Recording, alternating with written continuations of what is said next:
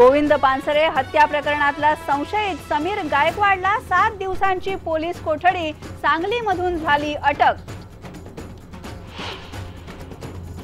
रिक्षाच्या परवान्यासाठी मराठी बंधनकारक करण्याच्या निर्णयाला होतोय विरोध, अमराठी रिक्षा चालक नाराज, विरोधकांनीही केली टीका।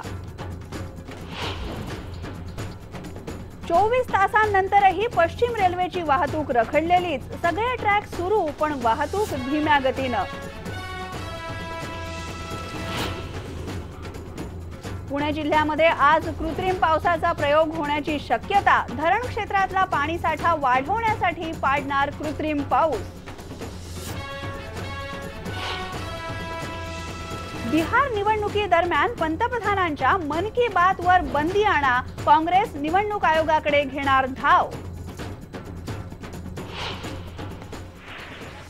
जम्मू भागामध्ये पाकिस्तानी लष्करानं केला मोठ्या प्रमाणावर गोळीबार, 2 दिवसात 4 वेळा शस्त्रसंधीचं उल्लंघन।